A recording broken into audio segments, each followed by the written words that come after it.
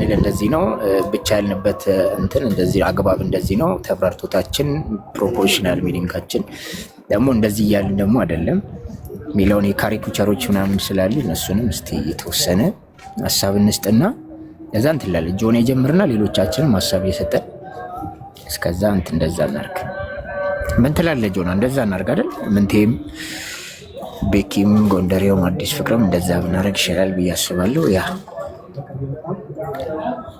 ላተልቃችሁ ነው።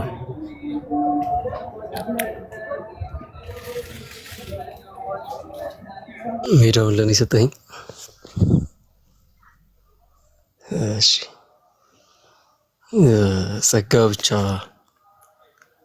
መጽሐፍ ቅዱስ ላይ ከምንመለከታቸው በጣም ወሳኝ የሆኑ ትምህርቶች መካከል አንደኛው በጸጋ ድነናል የሚለው ነው። በተለይ ደግሞ ከክርስቶስ ኢየሱስ ከሰራው የነገረ ድነት አንፃር ስንመለከተው በተለይ ፖሊን ኤፒስቶሎችን ምናምን ስንመለከት ሮሜን፣ ገላትያን፣ የኤፌሶን መልእክት እነዚህን ስንመለከት የክርስቶስ ጸጋ ማለትም የክርስቶስ በመስቀሉ ላይ የሰራው የቤዛውነቱ ስራ እግዚአብሔር እንዲሁ እንደሰጠን እሱ ዋጋ ከፍሎበታል። ነገር ግን ለኛ በነፃ የተሰጠን ከኛ የከፈልነው ነገር እንደሌለ አንድ የሚያመላክት ነው። ባይዘው ይሄ ጸጋ ማለት ራሱ ስጦታ ማለት ነው። ከእግዚአብሔር የተሰጠ ማለት ነው። በቃ ከኛ የሆነ ነገር የለም የሚለውን ነገር ነው የሚያስቀምጠው። መጀመሪያ ጸጋ የሚለውን ነገር ራሱ ስንመለከት እና እኔ ሁሌም ስለ ጸጋ ምናምን ስመለከት ኤፌሶን ላይ ያለ ነው። ያው ብዙዎቻችን የምናነበው ክፍል ኤፌሶን ምዕራፍ 2 ላይ እግዚአብሔር እንዴት አዳነ፣ ፍጥረቱን እንዴት አዳነ የሚለውን ነገር ሐዋርያው ቅዱስ ጳውሎስ ምዕራፍ 2 ላይ ይነግራቸዋል። ኢቭን ኤፌሶን ከ1 እስከ 4 እና ከ1 እስከ 3 እና ከ4 እስከ 6 አካባቢ ለሁለት መክፈል እንችላለን። ኤፌሶን መልእክት ራሱ ነው ማለት ነው። የክርስቲያናዊ ህይወት የሚለውን ከ4 ጀምረን እስከ 6 ያለውን ምዕራፎች ስንመለከት ሐዋርያው ቅዱስ ጳውሎስ የዳነ ሰው ምን መስራት አለበት የሚለውን ነገር ያሳስባቸዋል። ከምዕራፍ 1 ጀምራችሁ እስከ 3 ያለውን ደግሞ ስትመለከቱ የዳኑበትን መሰረት ደግሞ ያሳውቃቸዋል። ከምን እግዚአብሔር እንዳነሳቸው፣ እንዴት እንደመረጣቸው፣ እንዴት ወደ ድነቱ መንገድ ውስጥ እንደመራቸው የሚያሳስባቸው አንድ ክፍል ነው ይሄ የኤፌሶን መልእክት ማለት ነው። እና ክርስቲያን በጸጋው ድኛለሁ ብሎ የሚቀመጥ አይደለም። ለዛ ነው ሐዋርያው ቅዱስ ጳውሎስ ምዕራፍ 4 ላይም 6 ላይም ይሄድና ይሄ ህይወት የሚጠይቅ ነው ክርስትና ወይም ደግሞ የዳነ ሰው ህይወት ይጠበቅበታል። ይሄ ኑሮ የሚባለው ነገር ማለት ነው ክርስቶስ የሚኖር ነው። ወይም ደግሞ ወንጌላችን ክርስትና የሚኖር ነገር ነው እና ደግሞ የጸጋው ያዳነን ጸጋ በህይወታችን ሲገለጥ ፍሬያማ እንሆናለን ማለት ነው። ያዕቆብ መልእክትም ራሱ እንደሚናገረው እውነተኛ በእግዚአብሔር ላይ የተመሰረተ እምነት ያለው እርሱ እምነቱ በምን ይገለጣል? በስራው ይገለጣል እያለ ያስቀምጣል ያንን እና ክርስቶስን የመልበስን ሐሳብ ይናገራል። በተለይ ምዕራፍ 4 ላይ ያ አዲሱን ማንነትን በእግዚአብሔር የተፈጠረውን ያንን አዲሱን ሰው ልበሱት እያለ ያስቀምጥልናል። ያ አዲሱ ሰው ደግሞ የክርስቶስ ማንነት ነው። ጌታችን ኢየሱስ ክርስቶስ ያሳየን ያንን ማንነት እንድንለብስ የሚያመላክት ነው እና አንድ ማወቅ ያለብን ነገር ምንድነው? በጸጋው ድነናል ስንል እንደፈለግን እንኖራለን ማለት አይደለም። ያው ቅድም እንዳልኳችሁ ህይወት የሚጠይቅ ነገር ስለሆነ አንድ ችግሩ አሁን ለምሳሌ እኛ ሶላፊዴ ሶላግራቲያ ምናምን ብለን ስንናገር አንዳንዴ ካልሆነ አስተምሮ ጋር በመደባለቅ ለማስረዳት ይሞክራሉ ሰዎች። ማለትም በቃ በጸጋው ድነናል እንደፈለግን ብንሆን ምንም በእኛ ህይወት ላይ የሚደርስ ነገር የለም የሚልን አመለካከት ያላቸው ላይክ ኢዚ ቢሊቪዝም የሚባለውን ሐሳብ ይዘው የሚኖሩትን ሰዎች የነሱን አስተምሮ በእኛ ላይ ይጭናሉ። ይሄ ፍጹም ስህተት ነው። ኢቭን በ16ኛው መቶ ክፍለ ዘመንም ራሱ አንድ የስተት ትምህርትን ማነው ሉተር ሲቃወም እንመለከታለን። ይሄ አንቲኖሚያዝም የሚባለው ማለት ነው። ኖሞስ ማለት በግሪኩ ህግ ማለት ነው። የህግ ተቃራኒ ሆነው ደግሞ የቆሙ ሰዎች ነበሩ በዛን ጊዜ እና ስኮላሮች በዛን ጊዜ የነበሩት እነ ሉተር እነ ፊልም መለንክተን አንድን ስያሜ ይሰጧቸዋል። አንቲኖሚያኒዝም ወይም ደግሞ ከህግን ተንጻረው የሚቆሙ ማለት ነው። አጽራረ ህግ እንበላቸው ጊዜ በአማርኛው እንደዛ ሆኖ የሚቆሙ ሰዎች ነበሩ። በቃ በጸጋው ድነናል፣ ህግ የሚባለው ነገር በቃ ምንም አይነት ነገር በእኛ ላይ የሚሰራ ነገር የለም አይነት ነገር ማለት ነው። ያው ህግና እኛ ጎስፔል ኤንድ ሎው ዲስቲንክሽን አለ በእኛ በአስተምሮ ሁሌም ህግንና ጸጋን እንዴት እንደ ያው ቤተክርስቲያናችን ስኮላስቲሲዝም ላይ በደንብ እያብራሩት ነው የመጡት። ሎው ኤንድ ጎስፔል ዲስቲንክሽን አላቸው። ግን ሁለቱን እንዴት ይዘው እንደሄዱ እነ ሉተርም ጽፈውበታል። ኢቭን ከኮንቴምፖራሪ ስኮላሮችም ከተነሳ CF.W. ዋልተር በጣም ታዋቂ ጽሁፍ አለው እና የሚብራራበት አውድ አለው። ያው ሮሜን ስትመለከቱ ስለ ጸጋና ስለ ህግ ሐዋርያው ያሳስበናል። ሰው እንዴት ዳነ የሚለውን ነገር ይነግረናል። ለምሳሌ ምዕራፍ 3 ላይ እንደው በጣም ሐሳቡን ስለ ጸጋው ሲጀምር ሐዋርያው ቅዱስ ጳውሎስ ምዕራፍ 3 ላይ በደንብ ያወራበታል። ስለ ጸጋው ኃይል እንዴት እንደጸደቅን ያው ኃጢአተኞች ሁሉም ኃጢአትን ሰርተዋል እግዚአብሔርም ክብር ጎላቸዋል እያለ ይናገርና በኋላ ላይ ያ የክርስቶስ ጽድቅ በእኛ ላይ እንደተቆጠረ ያስቀምጣል። እንደውም አንድ ክፍል አይ ቲንክ ምዕራፍ 1ኛ ቆሮንቶስ ላይ ያለውን ክፍል አንብብላችሁና በሚገርም ሁኔታ ስለሚያስቀምጠው ሐዋርያው ቅዱስ ጳውሎስ 1ኛ ቆሮንቶስ ምዕራፍ 1 ከቁጥር 30 እስከ 31 ላይ ነገር ግን የሚመካ በእግዚአብሔር ይመካ ተብሎ እንደተጻፈ ይሆን ዘንድ ከእግዚአብሔር ዘንድ ጥበብና ቅድስና ጽድቅም ቤዛነትን በተደረገልን በጌታችን በኢየሱስ ክርስቶስ የሆናችሁት ከእርሱ ነው እያለ ይናገራል። ምንድን ተደረገልን ይላል? ጽድቅን ቅድስናንና ጥበብን በማን በቤዛነትንም በተደረገልን በኢየሱስ ክርስቶስ የሆናችሁት በእርሱ ነው። ስለዚህ እነዚህ ነገሮች የተደረጉልን በጌታችን በኢየሱስ ክርስቶስ በኩል ነው። ስለዚህ እነዚህ ነገሮች እኛ ጽድቅን እንስራ ብለን አይደለም ልንኖር የሚገባው። አዎ የጽድቅ ህይወት በእኛ ላይ መገለጥ አለበት፣ ምንም ጥያቄ የለውም። ጳውሎስም ይህንን ደጋግሞ ይናገራል። የጽድቅ ህይወት በእኛ ላይ መታየት አለበት። ነገር ግን ለመጽደቅ አይደለም እኛ መስራት ያለብን የሚለውን ነገር በደንብ ያስቀምጠዋል ሐዋርያው ቅዱስ ጳውሎስ። እንደውም የርዛው ሮሜ ላይ ምዕራፍ 5 ላይ ሐዋርያው ቅዱስ ጳውሎስ የሚናገረው ነገር አለ።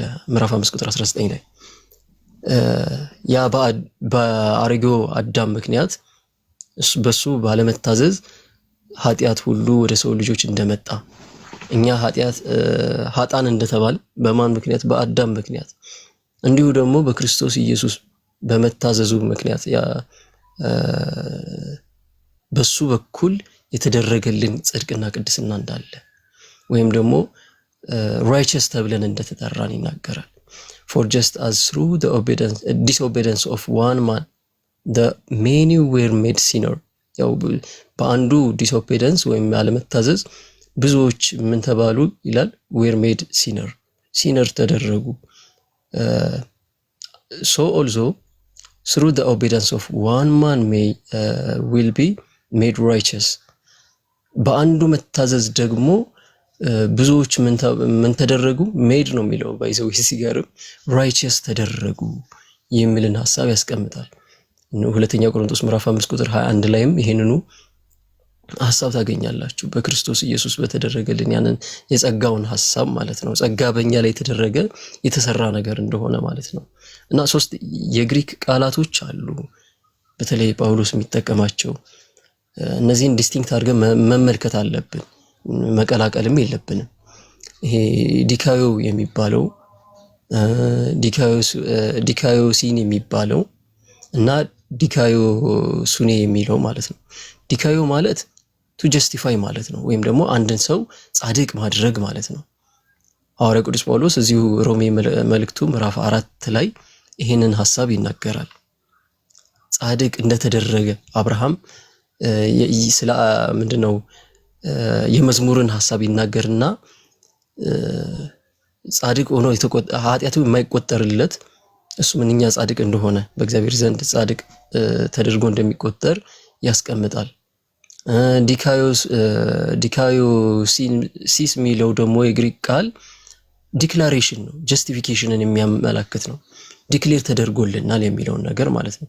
ይሄንኛው ጽድቅ ማለትም አሁን ስናወራ ጽድቅን መለየት አለብን። አሁን ራይቸስነስ እና ጀስቲፊኬሽን የሚሉትን በአማርኛው ስትመለከቱ ሁለቱንም ጽድቅ ብሎ ነው የሚያስቀምጣቸው አማርኛው። በግሪኩ በእንግሊዝኛው ግን የሚለይበት ጊዜ አለው። ዲካዮሱኔ የሚለው ራይቸስነስ ነው። ራይቸስነስ ኢንትሪንዚክም የሆነ ኤክስትሪንዚክም እንትን ሊኖሩ ይችላል፣ ኔቸር ሊኖሩ ይችላል። ውጫዊም ውስጣዊም የሆነ ባህሪ ሊኖረው ይችላል። ውጫዊ ስንል የተቆጠረልን ነገር ነው። ማለትም የጌታችን መድኃኒታችን ኢየሱስ ክርስቶስ በመስቀል ላይ የሰራው የቤዛነቱ ስራ በእኛ ላይ ሲቆጠር እኛ ራይቸስ ተብለን ስንጠራ የዛኔ ኤክስትሪንዚክ ይሆናል ማለት ነው። ይሄ ዲክላሬሽን ብቻ ልክ ኮርትሩም ወርድን ይጠቀማል ጳውሎስ። ዲክሌር ተደርጎልሃል፣ አንተ ነፃ ነህ፣ አንተ ጻድቅ ነህ የሚለውን ዲክላሬሽን ማለት ነው። እና ያ የዲክላሬሽን ሲሆን ጀስቲፊኬሽንን የሚያመላክት ነው። እንደውም ጀስቲፊኬሽን የሚለው የግሪኩ ተርም ራሱ ስትመለከቱት ቱ ጀስቲፋይ ጀስት ማለት ነው፣ ወይም ደግሞ ቱ ጀስቲፋይ እና ደግሞ ምንድነው ጀስቲስ እና ፊካሪ የሚል የላቲን ቃል ነው። ብዙ እንትን ላለ ማለት ያክል አንድን ሰው ጀስት ማድረግ ራይቸስ ማድረግ ማለት ነው በአማርኛው ስናመጣው። ነገር ግን ይሄ ዲካዮሱኔ የምንለው ግን ቅድም እንዳልኳችሁ ኢንትሪንዚክ እና ኤክስትሪንዚክን ብለን እናስቀምጠዋለን። ኢንትሪንዚኩን ስንመለከት ግን በእኛ ላይ የሚገለጥ ደግሞ ጽድቅ ስራ ብለን ልንናገር እንደውም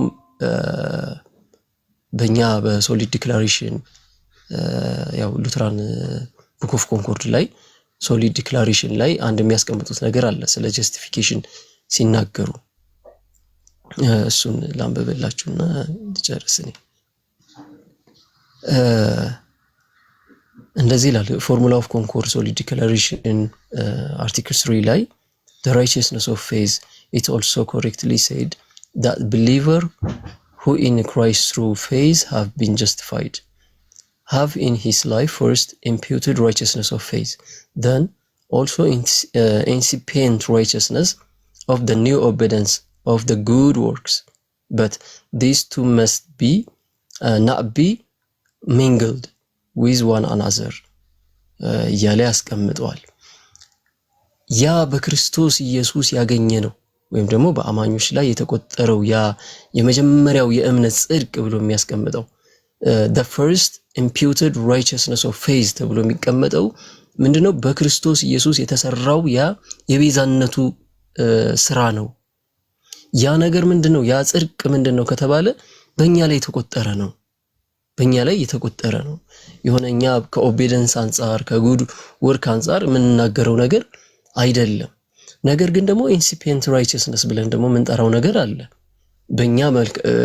በእኛ ያ የጸደቀ ሰው በህይወቱ ፍሬያማ ይሆናል ወይም ደግሞ ያፈራል እና ያንን ኢንሲፒየንት ራይቸስነስ ወይም ደግሞ ኦቤዳንስ ኦር ጉድ ወርክስ ብሎ ያስቀምጠዋል። ያ የጸደቀ ሰው ጽድቁን የሚያሳይበት ይሄ በሁለት አይነት ሁኔታ ያስቀምጡታል። ስለ ጀስቲፊኬሽን ባይ ዘ ዌይ እንትና ራሱ ቶማስ አኳይናስ የሜዲቫል ኢራ ላይ ያለ ስኮላር ነው። ስኮላስቲሲዝም ላይ ትልቅ አስተዋጽኦ ያደረገ ፊሎሶፊና ስኮላስቲሲዝም ላይ ትልቅ አስተዋጽኦ ያደረገ እንትን ነው ምንድነው የቸርች አባት ነው በላቲኑ ዘንድ ማለት ነው። እና እሱ አንድ የሚያስቀምጠው ነገር አለ ስለ ራይቸስነስ ሲናገር ኮራም ዲዮ እና ኮራም ሙንዶ ብሎ ይጠራዋል። በሰው ፊት ያለ ጽድቅና በእግዚአብሔር ፊት ያለ ጽድቅ ብሎ ማለት ነው። በሰው ፊት ያለው ጽድቅ በእኛ ህይወት የሚገለጠው ማለት ነው። በህይወታችን የምንገልጠው ጽድቅ እሱ በሰው ፊት ያለው ጽድቅ ብሎ ይጠራዋል። ያው ማነው ያዕቆብ መልእክት ላይ ያለው ማለት ነው። ወዳጆቻችን አንዳንዴ ኦርቶዶክሳውያን ግራም የሚያጋቡት ነገር ቢኖር ይሄንን አይነት ጽድቅ ነው። በኋላ ላይ እንመለስበታለን አስፈላጊ ከሆነ። እንደውም እሺ አንዴ እሱን እንደው ባነበው ደስ ይለኛል። ያዕቆብ መልእክት ላይ ያለው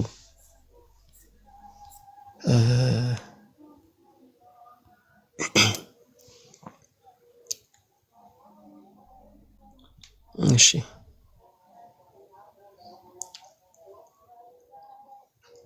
ድምጽ ይሰማል አይደለ? ያ ይሰማል ጆና። እሺ የያዕቆብ መልእክት ምዕራፍ 2 ላይ ያለውን ብቻ እንዴ ላሳይና ጽድቅን እንዴት እንደገለጸው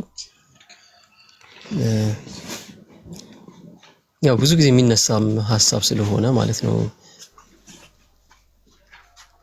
ከናንተም አሁን ለምሳሌ ቁጥር ስንት ጀምረን እናንብበው?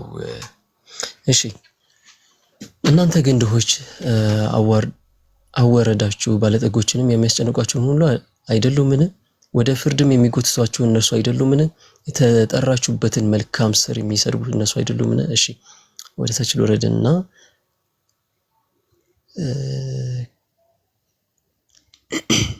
እሺ ቁጥር 14 ጀምሬ ላንብበው። ወንድሞች ሆይ እምነት አለኝ የሚል ስራ ግን የሌለው ሰው ቢኖር ምን ይጠቅመዋል? እምነቱ ሊያድነው ይችላልን? ወይስ እህት ራቁታቸውን ቢሆኑ የዕለት ምግብ ቢያጡ ከእናንተ አንዱም ሂድና እሳት ሙቅ ጥገቡም ቢላቸው ለሰውነታቸው የሚያስፈልገውን ባይሰጧቸው ምን ይጠቅማቸዋል? እንደዚሁ ስራ የሌለው እምነት ቢኖር በራሱ የሞተ ነው እያለ ያስቀምጣል። ስራ የሌለው እምነት ቢኖር ምን ያለ ነው? የሞተ ነው። ስለዚህ እምነት በምን መገለጥ አለበት? በስራ የተገለጠ መሆን አለበት። እንደውም ሉተር አንድ የሚናገረው ነገር አለ። እኔ እምነት አለኝ፣ የኔን እምነት ሰዎች ያዩ ዘንድ በምን ይገለጣል ይላል። ወይም ደግሞ በሰዎች ፊት የሚገለጠው በስራ በመልካም ስራ ወይም ደግሞ በኦቤደንስ ስገልጠው ነው። እምነት ወይም ደግሞ በእግዚአብሔር ማመኑን አንድ ሰው የምናውቀው ያንን ስራው ሲገለጥ ነው። የሚገለጥ ነገር አለው። ገላትያ ላይም ራሱ ሐዋርያው ቅዱስ ጳውሎስ ይናገራል አይደለ? የመንፈስ ፍሬዎችና እነዚህ የሥጋ ብሎ የሚከፍላቸው ልክ የሚገለጥ ህይወት አለው ያመነ ሰው። እምነቱም ላይ ራሱ ባይዘው ልዩነት አለ። ከላይም ራሱ ጀምራችሁ ስትመለከቱ የአጋንንት እምነት ብሎ የሚጠራው ነገር አለ። አጋንንቶች የአጋንንት እምነት ብሎ የሚጠራው ባይዘው እዚህ ጋር እንዴት ብዬ ልንገራችሁ? እሺ ወደዛም ደግሞ በጣም ሰፋ እንዳይል ስለፈራው ነው። እምነት የሚባለው ራሱ ሶስት አይነት እንትን ሊኖሩ ይችላል። አስፔክት ወይም ደግሞ ኤሌመንቶች አሉት እምነት የሚለው ራሱ ማለት ነው። አንደኛው ከኖሌጅ አንፃር ከእውቀት አንፃር የሚገለጥ እምነት አለ። ወይም ደግሞ በላቲኑ ኖቲሺያ ብለን እንጠራዋለን። ይሄ እውቀትን ነው። ለምሳሌ ለሆነ ነገር ያለን አንደርስታንዲንግ፣ ይሄ ኢንቴሌክቹዋል የሆነ አንደርስታንዲንግ እሱ ኖቲሺያ ብለን እንጠራዋለን። ሁለተኛው ደግሞ አሰንት ብለን የምንጠራው ደግሞ ሪኮግናይዝድ ማድረግ ማለት ነው። የሆነ ነገር አሁን ለምሳሌ ክርስቶስ ይሄ ሙታንን ምንድነው መቃብር ፈንቅሎ ተነስቷል የሚለው አንድ ሰው ሊያውቅ ይችላል፣ ሙስሊም ሊያውቅ ይችላል፣ ከእውቀት ደረጃ ማለት ነው። አሰንት ላይ ናቸው ብለን ልንናገርላቸው እንችላለን። አሰንት የሚባለው ደግሞ እምነት ምን ይባላል? ያንን የታወቀውን የምናውቀውን ነገር ሪኮግናይዝድ ስናደርገው ነው። ለምሳሌ ብዙ ይሄ ሂስቶሪክ ጂሰስ ላይ የሚሰሩ ሊበራል ስኮላሮች አሉ፣ ኤቲስቶችም አሉ የክርስቶስን ከሙታን መነሳት ሪኮግናይዝድ የሚያደርጉ ማለት ነው። አዎ ክርስቶስ ከሙታን ተነስተዋል ወይም ደግሞ ክርስቶስን ክሩሲፊኬሽን ኦፍ ክራይስት ላይ ለምሳሌ ነጆን ካሲያንን ባርት ኤርማን አለ፣ ነገሪ ሃበርማስ፣ ያው ጌሪ ሃበርማስ እንኳን ብዙ በዚህ ጥናት ያደረገ ሊቅ ነው። ሌሎችን መጥቀስ ይቻላል። ሪኮግኒሽን የሚሰጡ ማለት ነው። ሂስቶሪክ ጂሰስ ከታሪክ አንጻር ሪኮግናይዝድ ማድረግ ማለት ነው። ይሄ አሰንት ተብሎ ይጠራል። ሌላው ደግሞ ፊዱሺያ ብለን የምንጠራው ወይም ደግሞ ትረስት ነው፣ መታመን የሚጠይቅ ነው። አሁን ለምሳሌ ቅድም እንዳልኳችሁ አንድ ሙስሊም ወንጌልን አንብቦ ሊሆን ይችላል፣ መጽሐፍ ቅዱስን አንብቦ ሊሆን ይችላል፣ ክርስቶስ ተነሳ እንደሚሉ ክርስቲያኖች ያውቃል፣ ግን ለዛ አክኖሌጅ አልሰጠም። በዛ ደረጃ ላይ ያለው የእምነት አይነት ምን ይባላል? ኖቲሻ ብለን እንጠራዋለን። አስተውሉ። ሁለተኛው ደግሞ ያንን ያመነውን ነገር ደግሞ ሪኮግናይዝድ ያወቀውን ነገር ሪኮግናይዝድ ሲያደርግ ሪኮግኒሽን ሲሰጠው ማለት ነው። የዛኔ ደግሞ ምን እንለዋለን? አሰንት ብለን እንጠራዋለን። ሶስተኛው የእምነት አይነት ደግሞ በዛ በመናቀው ላይ ሪኮግናይዝድ ያደረግነው እምነት ላይ ስንታመን ታምኖ መኖር ስንችል ምን እንለዋለን? ያንን ፊዱሺያ ብለን እንጠራዋለን። ትረስት ብለን የምንጠራውም ማለት ነው። እና እዚህ ጋር ስለ አጋንንት እምነት እያለ የሚያነሳው አጋንንቶች እግዚአብሔር እንዳለ ያምናሉ፣ ያውም ይንቀጠቀጡማል እያለ ነው የሚናገረው ያዕቆብ። እዚህ ጋር ወደታች ላይ እናገኘዋለን ይሄንን ሐሳብ። እና ማመናቸው ወደ ድነት የሚያመጣ አይደለም።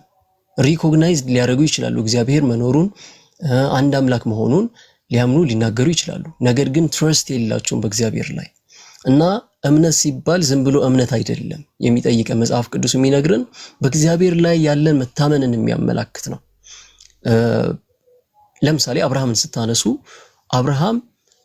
አብርሃምም አመነ ጽድቅም ሆኖ ተቆጠረለት ሲባል ዝም ብሎ እግዚአብሔር እንዳለ ወይም ደግሞ አምላክ እንደሆነ ሪኮግኒሽን ሰጠ ወይም ደግሞ አወቀ እያለ አይደለም። የሆነ ኢንቴሌክቹዋል የሆነ አሰንትን በሚናገርበት ሁኔታ አይደለም።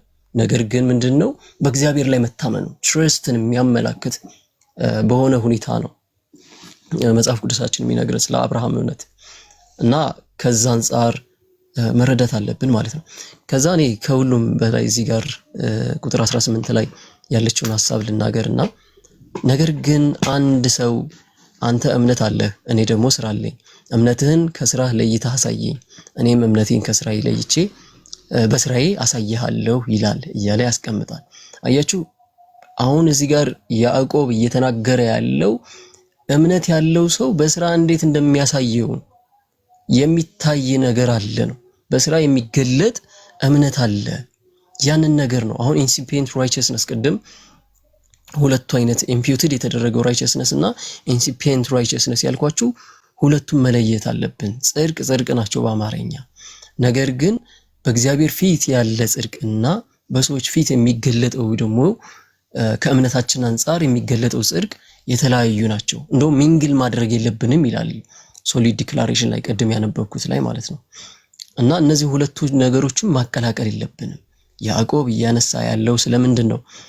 እምነት አለኝ ብሎ ነገር ግን ያ እምነቱ አንደኛ ምን ያልሆነ ትረስት ላይ የተመሰረተ ያልሆነ ወይም ደግሞ ላይክ ፊዱሺያ ኦር ደግሞ አሰንት የሆነ ማነው አሰንት ወይም ደግሞ ኖቲሻ የሆነ እምነትን ስለያዘ ሰው ትረስት ስለሌለው ሰው እያወራ ነው። ወይም ደግሞ በስራ ያልተገለጠ እምነት ያለውን ሰው እየጠቀሰ ነው ማለት ነው። እዚህ ጋር እንደሚናገረን ከሆነ ምዕራፍ ቁጥር 18 ላይ ለዛ ነው እግዚአብሔርም አንድ እንደሆነ ታምናለህ፣ መልካም አድርገሃል፣ አጋንንትም ያምናሉ። እግዚአብሔርን ማመን ማለት ወይም ደግሞ እግዚአብሔርን ምንድነው እግዚአብሔር አንድ እንደሆነ ማወቅ ማለት ልክ በእግዚአብሔር ላይ መታመን ሆኖ ላይገለጥ ይችላል። ለምን ከተባለ አጋንንትም ራሱ አንድ እንደሆነ ያምናሉ፣ ይንቀጠቀጡማል እንደው። ነገር ግን እምነት ሲባል በእግዚአብሔር ላይ መታመን እንደሆነ ማወቅ አለብህ ነው። ቁጥር 20 ላይ አንተ ከንቱ ሰው እምነት ከስራ ተለይቶ የሞተ እንደሆነ ልታውቅ ተወዳለህን? በምን እምነት ትረስት መሆኑን ማወቅ አለብን። ወይም ትረስት ላይ የተመሰረተ እምነት ከሆነ ያለን ወይም ደግሞ በእግዚአብሔር መታመን ላይ የተመሰረተ እምነት ከሆነ የያዝነው እምነት በስራ መገለጥ አለበትም። የግድ በስራ የሚገለጥ ነገር አለ። አባታችን አብርሃም ልጁን ይስሐቅን በመሰዊያ ላይ ባቀረበ ጊዜ በስራ የጸደቀ አልነበረምን? ስራ እዚህ ጋር ያጸድቃል እያለ አይደለም። ባይዘው እዚህ ጋር ተጠንቀቁ። አንድ የቤተ ክርስቲያን አባት አለ ሲሪል ኦፍ ጀሩሳሌም የሚባል በፌዝ ላይ የጻፈው ጽሑፍ አለ እምነት የሚለው ነገር ያብራራበት ማለት ነው። አብርሃም መቼ ጸደቀ የሚለውን ነገር ሲናገር ሲሪል ኦፍ ጀሩሳሌም አብርሃም የጸደቀው እግዚአብሔር ና ብሎት የዛኔ ምንድነው ከኡር ምድር አይደለ አብርሃም የወጣው ከዛች ምድር ወጥቶ በእግዚአብሔር ላይ ታምኖ በወጣ ጊዜ ዛኔ በእምነት ጸደቀ እያለ ይናገራል። እና እያንዳንዱን አክሽን አብርሃምን ተመልከቱት ይላል። እንደው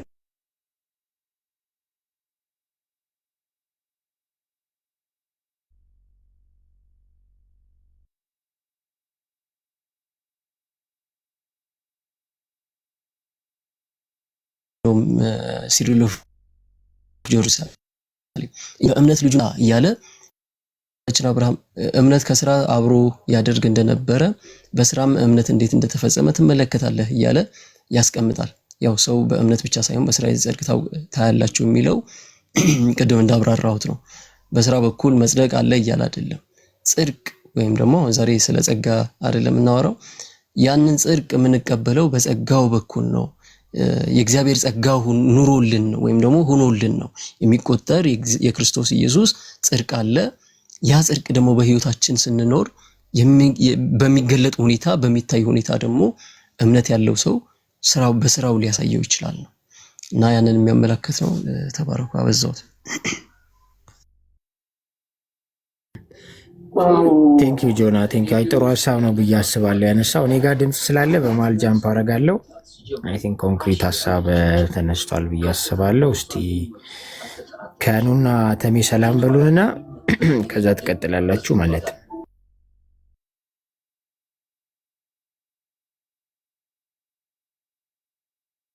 በጌታ ሰላም ጆናታን፣ ኤፍሬም፣ ከናን፣ ጎንደሬው፣ ፓስተር አስሚቲ፣ ቤኪ አፖሎጂቲክስ፣ የሙስሊም መዶሻ፣ የኛው እህት የሁላችንም እህት ቤቲና፣ አኪም አሴድ ሁላችሁንም ሰላም ብያችኋለሁ። እንዲሁም ከስር ያላችሁ 89 ሰዎች ሰላም ብያችኋለሁ። 90 ደርሰዋል። ሁላችሁንም ሰላም ብያለሁ። በጌታ ኢየሱስ ሰላም፣ ሁላችሁንም ሰላም ይሆንላችሁ።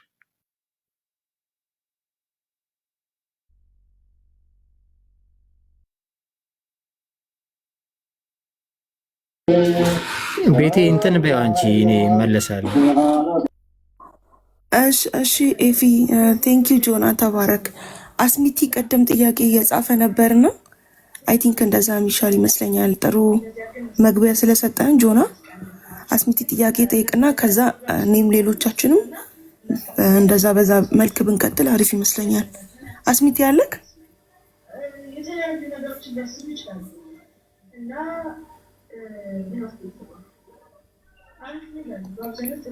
ጋይስ የኔ ነው የማይሰማው ወይስ?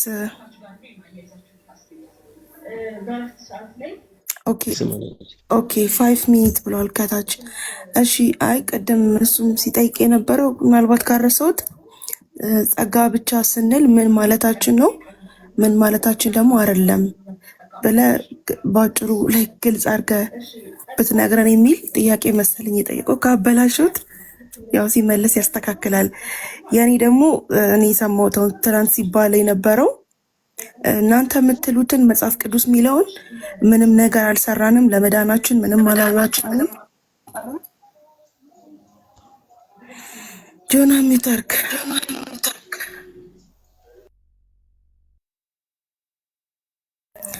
እሺ እና ለመዳናችን ምንም አላዋጣንም የሚለውን ሁሉ እንቀበላለን። ነገር ግን ሉትራኑ ሚለው ከመጽሐፍ ቅዱስ ለየት እንደሚል ነገር ተደርጎ ነበር ሲወራ የነበረውና ምንም ነገር ከኛ የሚጠበቅ ነገር እንደሌለ እግዚአብሔር አስገድዶ እንዳመንን ገባ። ሁሉ ነገር ከእግዚአብሔር ነው፣ እኛ ምንም ነገር አላረግንም፣ አስገድዶ ነው እንደሚያመን ነው ይላሉ አይነት ነገር ነው ሲባል የነበረውና እስኪ ግልጽ ለማድረግ ያህል ለምሳሌ ጆና ለአንድ ሰው ወንጌል ነገርክ እንበል። መንገድ ላይ የሆነ ሰው አገኘክና ወንጌል ነገርክ። ያ ሰው የነገርከው ሰው ጻድቅ ነው ወይም ደግሞ ጸደቀ እስከሚባልበት ድረስ ያለውን ፕሮሰስ ምናልባት ከሰውየው የሚጠበቀውም ነገር ካለ ምናምን እስቲ እሱን ግልጽ አድርገህ ብትነግረን ማለት ነው። አስሚቲ እስኪመለስ።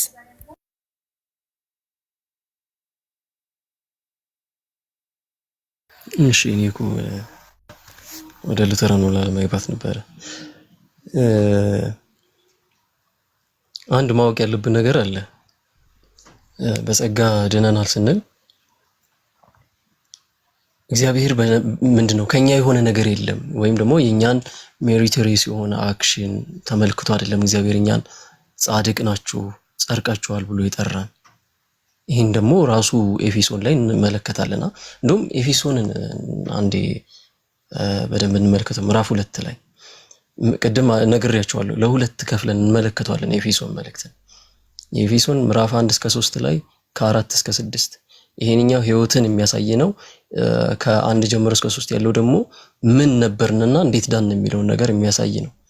እና ምንድን ነበራችሁ የኤፌሶን ሰዎች ብትሏቸው በበደላቸው ኃጢያተኛ ሙታን የነበሩ ዓለም እንዳለው ኑሮ የሚኖሩ የማይታዘዙ ልጆች ይሄ በመንፈሱ ዓለም ያለው አለቃ በአየር ላይ ላሉት ስልጣናት የሚገዙ ለሱ ፍቃድ የሚገዙ ለእግዚአብሔር ፍቃድ አይደለም ለሰው ለዚህ ለመናፍስቱ ፍቃድ ወይም ደግሞ ለዓለም ላስቀመጠችው ፍቃድ ለስጋቸው ፍቃድ የሚገዙ የስጋቸውን ልቦናና ፍቃድ የሚያደርጉ የስጋቸውን ምኞት የሚሰሩ ይሄ ሁሉ ያስቀምጥና ከዛ እንደውም ከፍጥረታችን የቁጣ ልጆች ነበርን እያለ ይናገራል ጳውሎስ ራሱ ማለት ነው። የቁጣ ልጆች የነበርን ነገር ግን ይሄ በዚህ ስቴት ባለንበት ወይም ይሄ ናቹራል ማን ስቴት ብለን እንጠራዋለን ወይም ደግሞ ያ የእግዚአብሔር ጸጋ ከማግኘቱ በፊት ያለን ስቴት ማለት ነው። የእግዚአብሔር ጸጋኛ ጋር ከመጣ በኋላ ደግሞ ቁጥር 4 ላይ ይመጣና እንደዚህ ይላል፣ ነገር ግን እግዚአብሔር በምሕረቱ ባለጠጋ ስለሆነ ከወደደን ትልቅ ፍቅሩ የተነሳ በበደላችን ምን የነበር ሙታን እንኳን በሆነ ጊዜ ከክርስቶስ ጋር ሕይወትን ሰጠን፣ በጸጋ ድናችኋል እያለ ይናገራል። እና ከወደደን ከትልቅ ፍቅሩ የተነሳ ባይዘዌይ አሁን ለምሳሌ ምን የሚባል ነገር አለ መሰላችሁ? ስለ ትንሽ አሁንም እንግዲህ ቀለል ለማድረግ ልሞክረው። እሺ ኮዛሊቲ የሚባል አለ ማነው የአርስቶትል ያስቀመጣቸው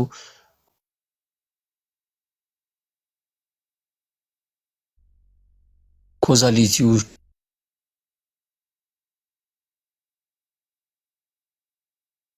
አሉ። እነዚህ ፎርማል ኮዝ ወደ 5 አካባቢ የሚደርሱ ኮዞች አሉ።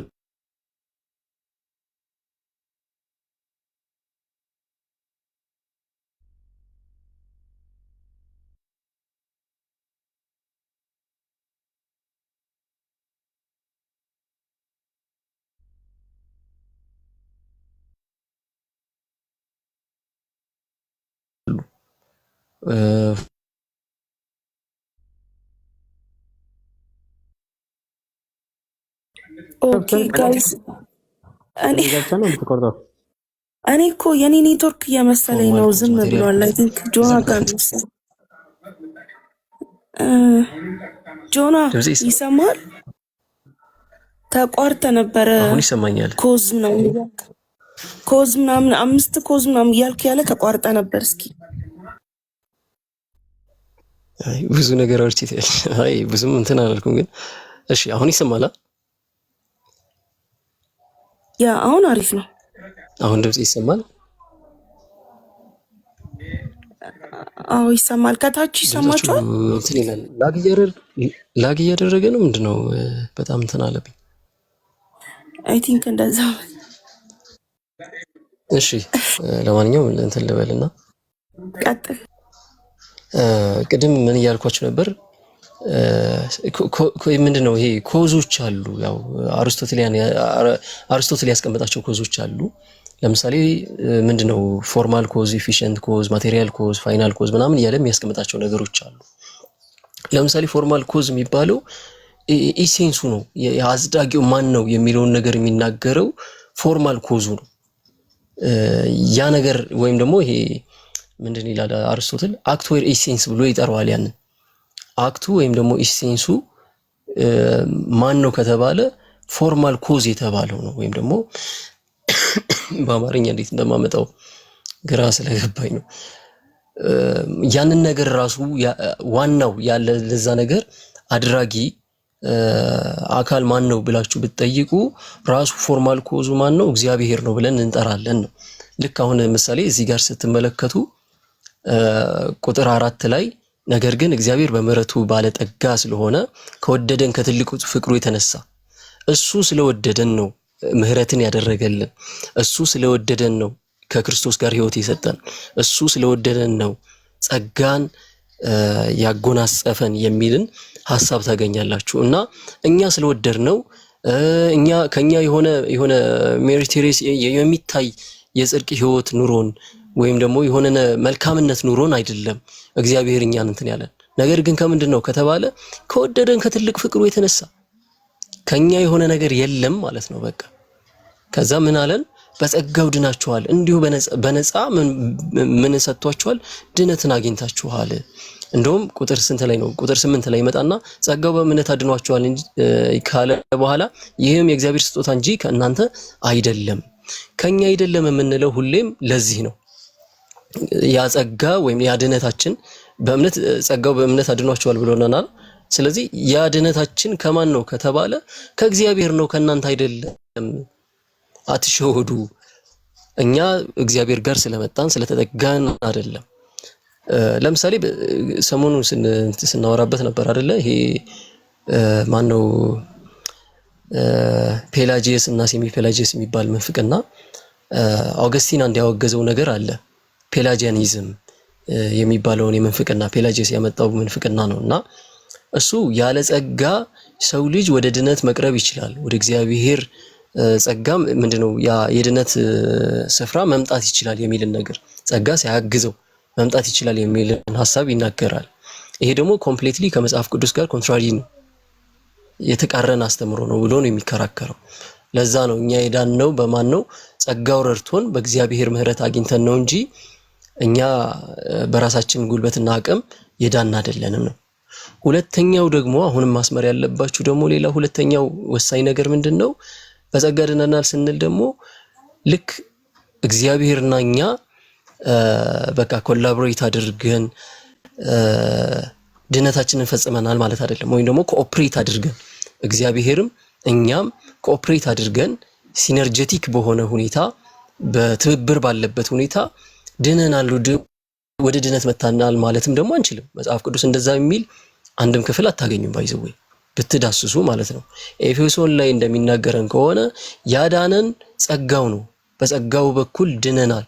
ጸጋው ምን ብሎልን? ወደኛ ወደ ድነት እንመጣ ዘንድ ረድቶን የሚልን ሐሳብ ያስቀምጣል። ስለዚህ ሲነርጀቲክ የሚሆነው ኢኒሻል ስለ ሪጀነሬሽን ነው የምንናገረው። አይ ቲንክ እነ ከኑም ሌሎችም የሚስማሙ ይመስለኛል። ኢኒሻል ሳልቬሽን ላይ እያነሳን ከሆነ ኢኒሻል ያ ሪጀነሬት የምናደርግበት ታይም ላይ ከሆነ እያነሳን ያለ ነው ምንም አይነት ኮኦፕሬሽን የለም። ከእግዚአብሔር ጋር ተባብረን የምንድንበት ወይም አዋተን የምንድንበት ነገር አይኖርም ማለት ነው። እና እንደዛ መረዳት አለብን። ሶሪ እኔ ብቻ ለምን? እሺ ጆና ተባረክ። የትኛው ነው ቀድሞ የሚሰጠን ተብሎ ተደጋጋሚ እየተጠየቀ ነበር። እምነት ነው ወይስ ጸጋው ነው ቀድሞ የሚሰጠን የሚል ጥያቄ ያለ፣ እሱን ባጭሩ መልስላትና እነ ምንትዬ አለ ካለ ከአንድ ቁጥር ምልክት ስጠን ትጨምራለህ። ምን ጆና ይመልስና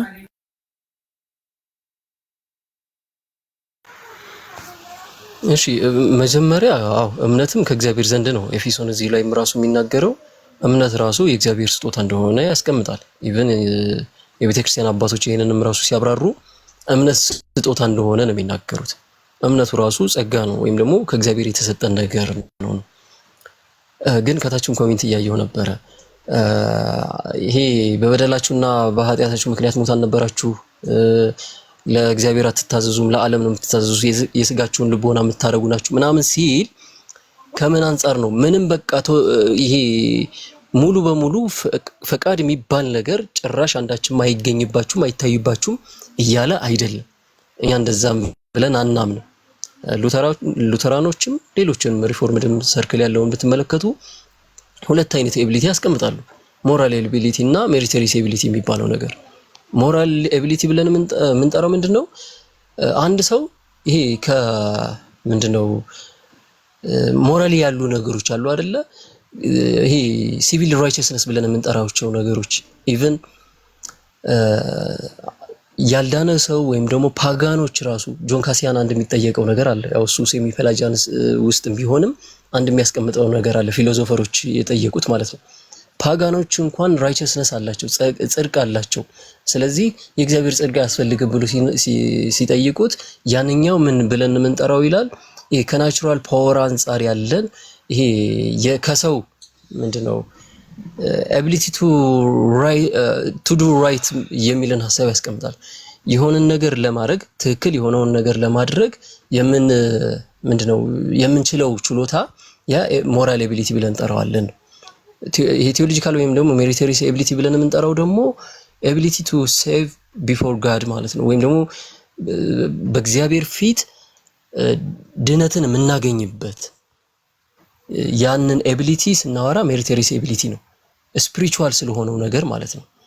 እና ስለዛ ነገር ነው አሁን እያወራ ያለው ጳውሎስም ኤፌሶን ምዕራፍ 2 ላይ እያወራ ያለው ስለ የትኛው ነው? ስለ ሜሪቶሪየስ ኤቢሊቲ ነው። ስለዚህ ሜሪቶሪየስ ኤቢሊቲ ከኛ የሆነ ነገር የለም። ስለዚህ ምን ያስፈልገናል? ጸጋ ያስፈልገናል። ጸጋው ሲመጣ ማለትም ያ ኦርዶሳሊቲሱ ሊለያይ ይችላል። የትኛው ቀደመ የትኛው ተከተለ የሚለውን በጣም ዲፕ ስለሆነ እሱ ላይ ብዙም እንትን አልልበትም። ግን እምነትንም ጸጋውንም እግዚአብሔር አስቀድሞ የሰጠን ራሱ ነው። እኛ በቃ የሆነ እግዚአብሔር ጋር ተጠግተን ወይም ደግሞ እኛ የሆነ ካፓቢሊቲ ኑሮን አይደለም ወደ እግዚአብሔር የምንቀርበው። እኛ ምንም እንደሌለን ሜሪቶሪየስ ኤቢሊቲ ጭራሽ ፈጽሞ እንደሌለን ከተናገረ በኋላ ነው ጸጋ ሰጣችሁ እምነትንም ከእግዚአብሔር አገኘን የምንለው ማለት ነው። እና ከዛ አንፃር ነው የምንረዳው። ጆ ከፈቀድክልኝ እዚህ ላይ አንዳንድ ነገር ለመጨመር ስፔሲፊካሊ ነፃ ፈቃድ የሚለው ነገር ላይ ማለት ነው ይቻላል?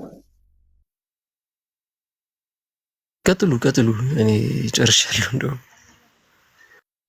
ቅድም ከላይ እንዳብራራው በመጀመሪያው ፕሬዘንቴሽን ላይ ህግና ጸጋ ነው አይደለ? የመጀመሪያ ብዙ ጊዜ ሲነገር ብዙ ጊዜ ያ ህግና ጸጋ ተብሎ ስለማይነገር ጸጋ ለምን መጣ ህግ ለምን ተነገረ የሚለው ነገር ላይ ብዙ ጊዜ አንደርስታንድ ላይ ያደረጉ ይችላሉ ብዙ ጊዜ ሰዎች ማለት ነው። በቃ ነፃ ፈቃድ አለ ማለት ያለ ህግ ያለ ምንም በቃ ምን ተደርጎ ነው በቃ ጸጋ የመጣው የሚለው ነገር ብዙ ጊዜ ሰዎች ላይ ያረዱ ይችላሉ።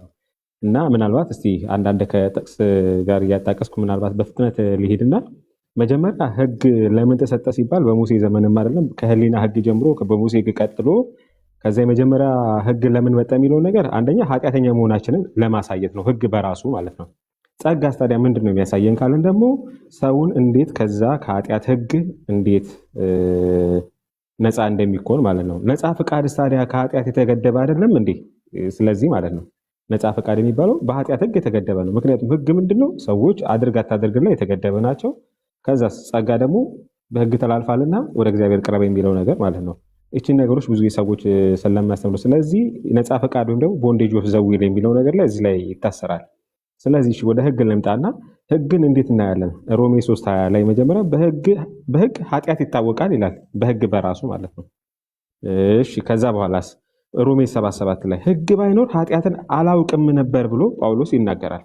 ታዲያ ምንድነው ነፃ ፈቃዱን እንዳይኖር ወይ ደግሞ ነፃ ፈቃዱ ላይ በህግ በማወቅና ባለማወቅ ቆመ ማለት ነው። እሺ ታዲያ ሰውን በምንድነው በዚህ በአዲሱ ዘመን እንዴት እናርግ እና እንዴት እናርካለ? ክፉ ነገር እንዳይሰራ በሲቪል ሎው ማለት ነው። በቃ ሲቪል ሎው በዛ ያስረናል። በዚያውን ባለንበት ዘመን ላይ ስናስብ ማለት እና ማጣቀሻ ጥቅስ ካላችሁ አለ እዛው ራሱ ላይ ማለት ነው።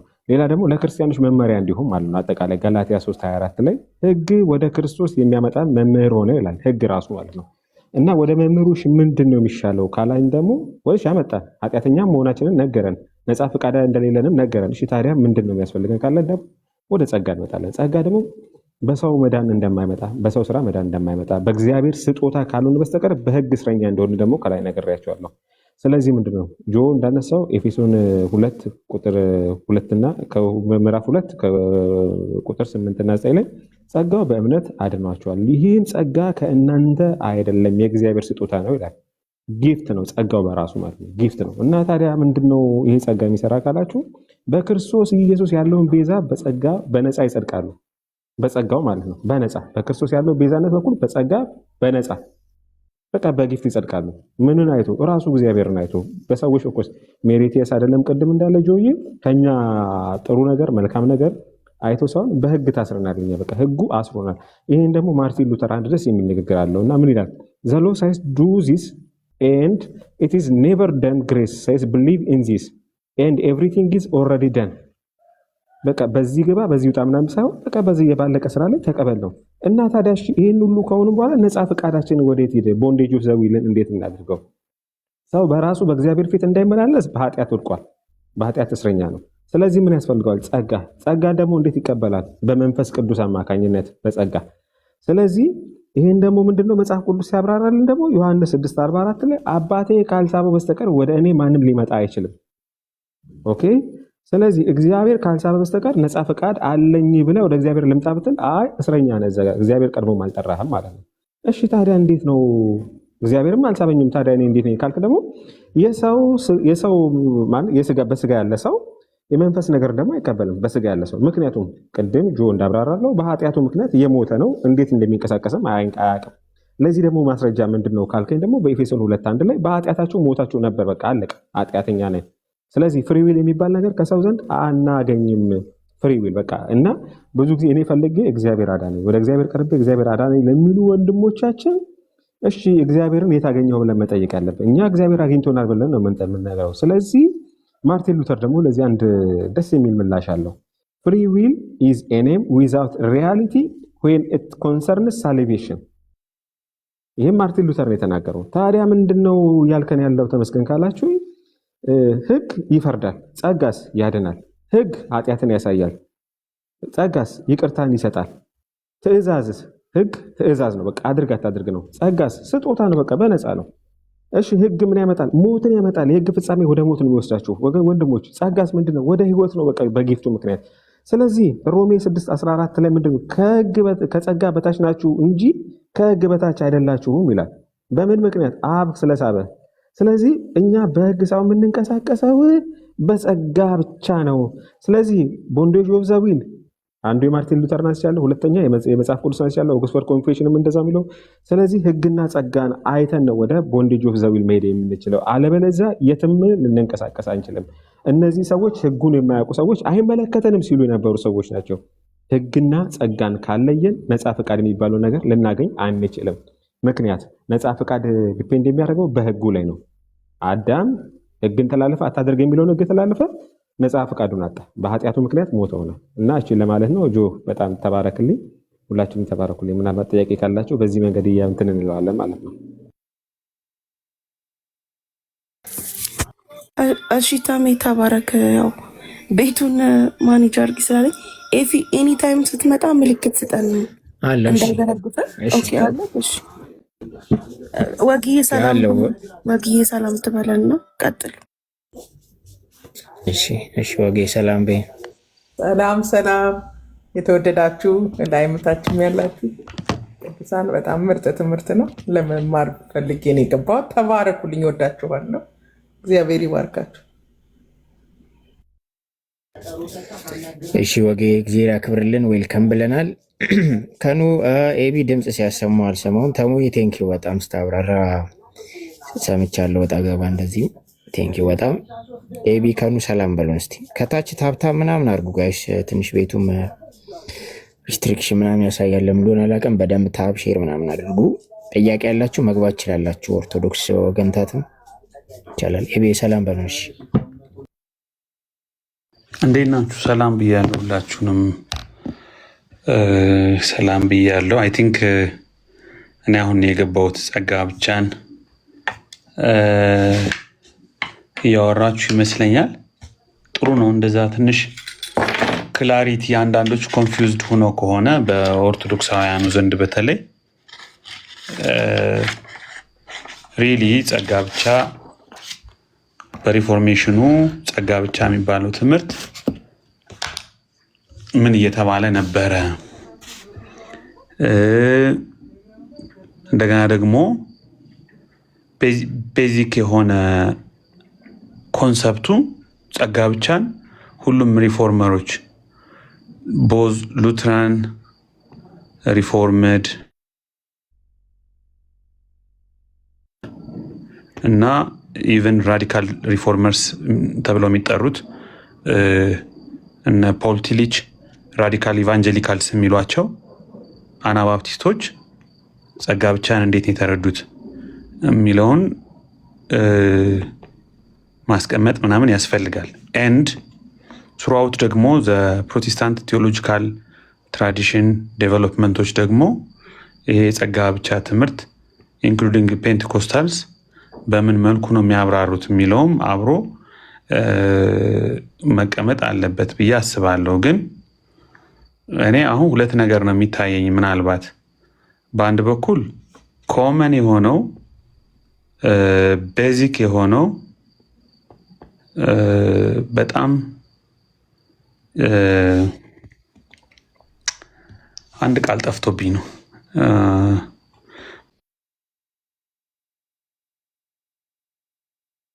ፋንዳሜንታል በጣም በመሰረታዊ ደረጃ ሁሉንም ሪፎርመሮች ወይም ደግሞ ሁሉንም ፕሮቴስታንቶች ያግባባ ወይም ያስማማ የጸጋ ብቻ አተረጓጉም ወይም የጸጋ ብቻ አረዳድ አለ።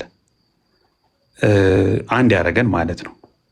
ሁላችንም ጸጋ ብቻ የሚለውን እንድንቀበል ምክንያት የሆነው። ሁለተኛው ደግሞ አክቹዋሊ ጸጋው በምን መልኩ ነው ኦፐሬት የሚያደርገው?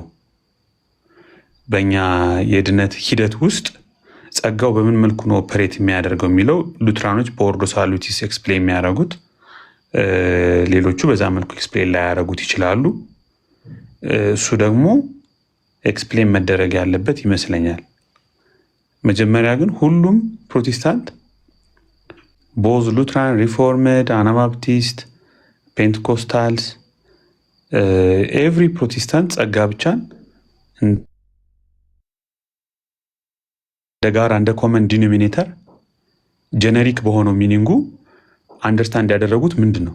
ኤንዜን ሴፓሬትሊ ደግሞ እያንዳንዱ ትራዲሽን ሃው ደግሞ ያ ግሬስ ኦፐሬት አደረገ የሚለው ላይ ደግሞ ለአንዳንዶች ፌዝ ፕሮዲውስ ያደርጋል፣ ለአንዳንዶች ሪፔንታንስን ኢኔብል ያደርጋል፣ ለአንዳንዶች ፒውርሊ ሞኖሎጂስቲክ በሆነ መልኩ ሪጀነሬሽንን ሰም ሶርት ኦፍ ሪጀነሬሽንን ፕሮዲውስ ያደርጋል። አንድ ሰው ፌዝ እንዲኖረው እግዚአብሔርን እንዲያውቅ በእያንዳንዱ ትራዲሽን ልዩ የሆኑ ኤክስፕሬሽኖችና አገላለጾች አሉ። የሁሉም ፕሮቴስታንት ዶሚናንት የሆነው ቪው የሉትራን ብቻ አይደለም፣ ወይም የሪፎርምዱን ሁሉም ያን ኤክስፕላኔሽን ሁሉም ተቀብለውታል ማለት አይደለም። ሁሉም የተቀበሉት ግን ጀነሪክ የሆነ ቤዚክ ፋንዳሜንታል የሆነ የጸጋ ብቻ አተረጓጎም አለ፣ አረዳድ አለ። አይ ቲንክ እነዚህን ሁለት ነገሮች ሴፓሬትሊ ብናያቸውና የትኛው ላይ ነው በጋራ የምንቀበለው ኤክስፕሌን የምናደርገው፣ የትኛው ደግሞ እያንዳንዱ ትራዲሽን በራሱ መንገድ ኤክስፕሌን ያደርገዋል የሚለውን ሴፓሬትሊ ብናየው በጣም ጥሩ ነው ብዬ አስባለሁ። ተባረኩ። ለሰላምታ ጀምሬ እኛ ያለ ሀተታ ቴንኪዩ ቢ እስቲ ጥያቄ ካላችሁ መግባት ይቻላል። እሺ ኦርቶዶክሶች፣ ከዛ በእኛም ሳይ በፕሮቴስታንቱም ያላችሁ ወገንታት ወንድምቶች መግባት መጠየቅ ይችላላችሁ። ይሄ ነገር ፍሪዊልን በተመለከተ ትንሽ ሀሳብ ልስጥና በደንብ ሀሳቡ ሲሰፋ እንትላለው። ፍሪዊልን በተመለከተ ሰው ይሄ በአምሳለ እግዚአብሔር ነው የተፈጠረው። ሰው እግዚአብሔር ሰውን ሲፈጥረው በራሱ አምሳል ኢን ዘ ኢሜጅ ኦፍ ጋድ አምሳለ መለኮት ምንለው ማለት ነው።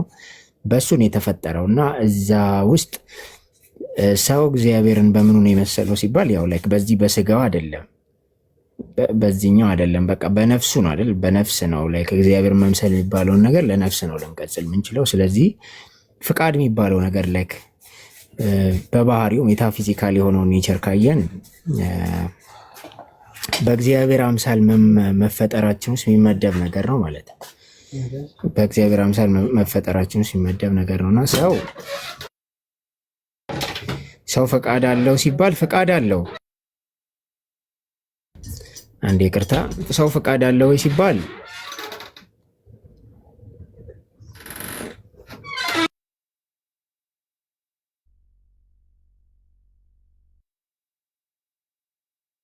ምንድን ነው የበር ማጠፊያ ድምፅ ታሰማን ስንገባ ትላለሽ። ሶሪ ሰው ፈቃድ አለው ወይ ሲባል ፈቃድ አለው። ፈቃዱ ቶታሊ ዲስትሮይ የተደረገ ምናምን አይደለም። አሁን ፍሪዊል እሳቤ ሲነሳ ወይ ደግሞ ለኃጢአት ካፕቲቭ ነው፣ እስራት ውስጥ ወደቀ ነው። ስለዚህ ሰው ያንን ፈቃዱን ከኃጢአት አስወጥቶ እግዚአብሔርን መፈለግ አይችልም። የጽድቅን ጎዳና መራመድ አይችልም። ቅድስና የሚባለውን ነገር የእግዚአብሔር የሆኑትን እነዛን ባህሪያት ገንዘብ ሊያደርጋቸው አይችልም የሚባለው ሀሳብ ሲነሳ ሲጀመር ጭራሹ የጠፋ ነው ማለት አይደለም። ቶታሊ ዲስትሮይ ሆኗል ማለት ቶታል ዲፕራቪቲ ማለት ቶታል ዲስትራክሽን ኦፍ ዘ ዊል አይደለም። ዊሉ አለ፣ ፍሪ ይሄ ዊል አለ። ኢን ጀነራል ሴንስ በእግዚአብሔር የተፈጠረ እስከሆነ ድረስ ኢን ዘ ኢንሰንስ ኦፍ ዘ ሁማን ኔቸር ስላለ ፈቃድ የሚባለው ነገር በመፈጠር እሳቤ ውስጥ እንኳን ኢሜጅ ኦፍ ጋድን በአምሳለ መለኮት መፈጠራችን ውስጥ የምናስበው ነገር ስለሆነ ሊጠፋ አይችልም። በቃ ዘ ኢሰንስ ኦፍ ዘ ቬሪ ኢሰንስ ኦፍ ዘ ሁማን ኔቸር ዊል ነው አንዱ ማለት ነው። አንዱ ፋካልቲ ዊል ነው። አንዱ ፋካልቲ ሆነ እግዚአብሔርን የመሰልንበት አንዱ ፋካልቲ ዊል ነው እና ዊል አልጠፋም፣ ሊጠፋ አይችልም። ዊል ጠፋም ካለ አንድ ሰው በፕሮቴስታንቱ ክርስቲያንደም እንኳን ትምህርት ሐሰት ነው፣ የሐሰት ትምህርት ይሆናል። ግን ያ ነገር ካፕቲቪቲ ነው የምናነሳ ወይ ደግሞ ምንድን ይሄ ኃጢአት የሚባለው ነገር በኤክስተርናል ኮዝ ብቻ የመጣ አይደለም። ወይ ሴጣን የሚባል ከውጭ ኮስሞስ ላይ ሴጣን የሚባል ነገር ለኃጢአት የሚገፋን ስላለ ብቻ ሳይሆን ከልብ የሚመነጭ ጉዳይ ስለሆነ መጽሐፍ ቅዱስም እንደዛ ስለሚያቀርበው ማለት ነው። በአንዳንድ መጽሐፍም ሲያቀርብ እንዴት ነው በተመኘንበት በዛ ቅስፈት እንኳን ከምኞት ጋር እንኳን አያይዞ ኃጢአትን ያቀርበዋል። የሰው ልብ የኃጢአት አመንጭ እንደሆነች ይናገራል። ስለዚህ ኃጢአት ዝም ብሎ ልክ የሰው አካል ላይ እንደ ልክ ከውጭ መጥቶ እንደ ጥብቅ እንደሚል አዋራ አይደለም ነው። እንደዛ በዛ ሴንስ ብቻ አይደለም። ስለዚህ የምንፈጽመው ኃጢአት በተግባር የሚገለጠው ኃጢአት በራሱ በኔቸር ውስጥ የተቆለፈ ነው። ህሊናችን ውስጥ ውስጣችን ውስጥ የተቆለፈ ሆኖ የሚሸብር ሆኖ የገባ ማለት ነው።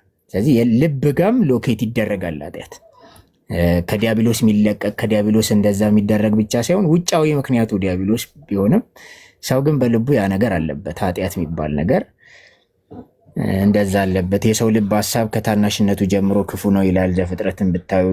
የኃጢአት እንቅስቃሴ ከልብ እንደሚመነጭ የሚናገሩም ክፍሎች አሉ። ሮሜ 7:18 ቅድም ጆናም የጠቀሳቸው ክፍሎች አሉ። ማቴዎስ 15:19 ላይ እንደዚህ ማለት ነው። ካፕቲቪቲን አለማንሳት አንችልም ነው መጽሐፍ ቅዱስ ሀሳቡን ስንይዝ ካፕቲቪቲን ወይ ደግሞ ይሄ እስራት የሚባለውን ሀሳብ አለማንሳት አንችልም። ቦንዴጅ ማለት ነው። ስለዚህ ፍሪ ዊል ኢን ጀነራል ሴንስ ዊል የሚባል ነገር ጀነራል በሆነ ሴንስ የለም ሳይሆን ስፒሪቹዋሊ ግን ስፒሪቹዋል ለሆነው ማተር ስፒሪቹዋሊ ሰው ራሱ ኤብል ለማድረግ እንደሱ አይነት ፈቃድ የለውም ነው እና ቶታል ዲስትራክሽንን እያነሳን አይደለም። አንዳንድ ኮመንትም ስላየው ነው ያ እንዲህ እንትን ላለው ብቅ ላለው አይ ቲንክ ጥያቄዎች ውስጥ ብንገባ ሞር ኦፍ ክሊር እየሆነ ይመጣል ብዬ አስባለሁ። ከታች ያላችሁ መግባት ትችላላችሁ። የስ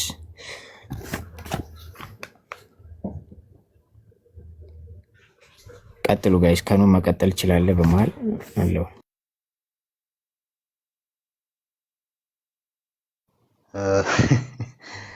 እኔ አንዳንድ ሰዎች አሉ ማያስወሩ እንዴ ብዬ አወራለሁ። ማያስወሩ ስላችሁ ቦታ ታይም ምናምን ይዛሉ ማለት ሳይሆን ሀሳባችሁን በሙሉ ይገልጣሉ። ሀሳባችሁን በሙሉ ብለውት እናንተ በቃ ተብሏል መድገም ነው ምናምን ብላችሁ ትተውታላችሁ። አብዛኛው ሁሉ ነገር ተብሏል ማለት ይቻላል። እኔ ምንም ያን ያህል የምጨምረው ነገር የለም እንደ ሀሳብ። ግን እንደው ዝም ብለው ያላረ የወሬ እንትን የለም የወሬ ፍላጎት ለማሟላት ያክል ብቻ ካለው እሺ እሱን ላሟላ የወሬ ፍላጎቴ አንደኛ ቆሮንቶስ ላይ ልጀምር ምዕራፍ 2 የሰው ኤቢሊቲ ምን ያህል ድረስ ነው? ከእግዚአብሔር ይጀምራል ሁሉም ነገር። እግዚአብሔር የእሱን ኢሚቴቢሊቲውን እና አሴቲውን ካወቅ ነው እና የሰውን ኤቢሊቲ ደግሞ ካወቅን ሁሉም ቀላል ይመስለኛል። በተለይ ሁሉ ከእግዚአብሔር ነው መጀመር አለበት። ሁሉ የትኛውም ኤክስፕላኔሽን እግዚአብሔር ሰልፍ ሰፊሽንት ነው ማለትም ከኛ የሚፈልገው አንዳች ነገር የለም። የሆነ ቦታ ላይ የሚፈልገው የሆነ ቦታ ላይ ማይፈልገው ምናምን ነገር አለ ሳይሆን በቃ ምንም ከኛ የሚፈልገው ነገር የለም። የኛን አምልኮ አይፈልግም ስላችሁ ኧረ ምን ያደርግልኛል ምናምን በሚል ሴንስ ሳይሆን ለሱ የሚጠቀመው ነገር የለም፣ የሚጨምርለት ነገር የለም። ደስታ ምናምን የሆነ ነገር የሚጨምርለት ነገር የለም። ወይ ደግሞ እሁድ ዕለት እስኪደርስ ድረስ አይቸኩልም አምልኮ እንትን እስከምንልና ምን አለ እሁድ በደረሰና አሪፍ መዝሙር በዘመሩልኝ ምናምን ደበረኝ ምናምን ብሎ ሐሙስ ላይ የሆነ እንትን ምናምን አይልም። በቃ ከኛ የሆነ የሚያስፈልገው ነገር የለም። እኛንን እግዚአብሔር የምንፈልገው እኛንን እግዚአብሔር የሚያስፈልገን ስናመልከውም በእግዚአብሔር ዘላለማዊ ደስታ ውስጥ ለመሳተፍ እንጂ እግዚአብሔርን ደስተኛ ለማድረግ አይደለም። እኛ በእርሱ ዘላለማዊ ሕይወት ውስጥ ባለበት አብን ወልድና መንፈስ ቅዱስ በሚወዱበት፣ በሚያከብሩበት፣ በሚያደንቁበት በዛ ፍቅር ወልድን አብና መንፈስ ቅዱስ በሚወዱበት፣ በሚያደንቁበት በዛ ፍቅር መንፈስ ቅዱስን አብና ወልድ በሚወዱበት፣ በሚያደንቁበት፣ በሚያከብሩበት በዛ ፍቅር ውስጥ እኛ ራሳችንን መንፈሳችንን ለመጨመር የምናደርገው ነው አምልኳችን። ልክ እንደዚህ ሁሉ መዳናችንም ያን ይጨምራል። እግዚአብሔር እኛ ላይ የሆነ መዳናችንን ለመስጠት እኛ የምንጨምርለት ነገር የለም። እግዚአብሔር ሰልፍ ሰፊሽንት ነው እኛን ለማዳን። የኛ እጅ አያስፈልገውም። የኛ አጋዥነት የኛ እንትን አያስፈልገውም። ኦኬ፣ እኛ አይደለም የምንጨምርለት። እግዚአብሔር ሙሉ ለሙሉ ኢዮብን ምን ይለዋል? ኢዮብን ያለውን እናስታውሳለን አይደል? አንተ ነበርክ ወይ ሰማያትን ስዘረጋ የእግዚአብሔር ልጆች የሰማያት ከዋክብት የንጋት ኮከቦች ሁሉ በደስታ ሲፈነጩ አንተ ነበርክ ወይ ይለዋል። ማን አለ ከኔ ጋር? እኔ ብቻዬን፣ በቃ እኔ ብቻዬን ነኝ፣ ማንም አይሰራም። ሰማያትን የዘረጋው ብቻዬን ነኝ ይላል ኢሳይያስ ላይ። እግዚአብሔር ብቸኛ ነው፣ አሴቲ ነው፣ ሰልፍ ሰፊሽንት ነው። ያንን መረዳት ከቻለ መዳናችንንም ሲሰራ እግዚአብሔር ሰልፍ ሰፊሽንት ነው። እኛ የሆነ ምንጨምርለት ነገር የለም፣ አድ የምናደርግለት ነገር የለም። ወደኛ ደግሞ ስንመጣ እኛ ፍጥረታዊ የሆንን ነን፣ ስጋዊያን ነን። ፍጥረታዊ ነን ሲባል ደግሞ ምን ማለት ነው ከተባለ አንደኛ ቆሮንቶስ ምዕራፍ 2 ቁጥር 13 ላይ መንፈሳዊውን ነገር ከመንፈሳዊ ነገር ጋር አስተያይተን መንፈስ በሚያስተምረን ቃል ይህን ሐሳብ ደግሞ እንናገራለን። የሰው ጥበብ የሚያስተምረን ቃል አይደለም፣ የሰው ጥበብ አይደለም፣ የሆነ የሰው ቃል አይደለም የሚያስተምረን። የሆነ ሰባኪ ሄዶ በጥበቡ ስላስተማረ አይደለም እኛ የምንማረው እግዚአብሔርን የምናውቀው፣ ይልቁንም በመንፈስ ቅዱስ ነው የምንረዳው። በመንፈስ ቅዱስ ነው መረዳትን እንኳን የምናገኘው። ሲሰበክልን እንኳን ወንጌል ሲነገረን እንኳን በመንፈስ ቅዱስ ነው። መንፈሳዊውን ነገር ከመንፈሳዊው ጋር አስተያየተን መንፈስ በሚያስተምረን ቃል ይላል። መንፈስ በሚያስተምረን ቃል እንጂ ብሎ የሰው ቃልና ጥበብ አይደለም። ወንጌልን ማንም አሳምሮ ቢነግረን፣ ማንም በጥሩ ጥበብ ቢነግረን ኮንቪንስ አያደርገንም። እኛን ኮንቪንስ የሚያደርገን መንፈስ ቅዱስ ነው ማለት ነው፣ ወደ ወንጌሉ የሚያመጣን። ከዛ ዝቅ ብሎ ምን ይላል? ለፍጥረታዊ ሰው ማለትም ለኛ ለሰዎች የእግዚአብሔር መንፈስ ነገር ሞኝነት ነው እና ሊቀበለው አይቀበለውም ይላል። እኛ የእግዚአብሔርን ነገር ልንቀበለው አንችልም። በቃ አይቀበለውም ነው የሚለው። ሊቀበለው ይችላል፣ ፕሮባቢሊቲ አለው ምናምን አይደለም። አንዳንዱ ይቀበለዋል፣ አንዳንዱ አይቀበለውም አይደለም። በመንፈስ የሚመረምር ስለሆነ ሊቀበለው አይችልም። ምኑ? ያ መንፈሳዊ ነገር በመንፈሳዊ ነገር የሚመረመር ስለሆነ ሊቀበለው አይችልም። ፍጥረታዊው ሰው፣ ስጋ የሆነው ሰው ሮሜ ምዕራፍ 8 ላይም ቁጥር 4 እንደዛ ነው የሚለው። እሱንም ላንብብላችሁ። አንድ ከናን ይቀርታ ወንድሜ፣ ወይ ጥያቄ ላቅርብና ጥያቄን በዛው ትሄድበታለህ። ጥያቄ ለመጠየቅ ስለሆነ የገባሁት ማለት ነው። ሀሳቤን ልጨርስና ጥያቄንም ታቀርባለህ በዛው። ከዛ ስለምቸኩል ነበረ። እሺ በቃ ጨርሱ። በቃ እሺ፣ ወይ ሌላ ጊዜ። እሺ ኦኬ። ልጁን በኃጢአተኛ ስጋ ምሳሌ በኃጢአትም ምሳሌ ልኳልና ይላል። በመንፈስ ፈቃድ እንጂ እንደ ስጋ ፈቃድ በማንመላለስ በእኛ የሕግ ትእዛዝ ይፈጸም ዘንድ ኃጢአትን በስጋ ኮነነ። ስለ ስጋ ማሰብ ሞት ነውና ስለ መንፈስ ማሰብ ግን የዘላለም ሕይወትና ሰላም ነው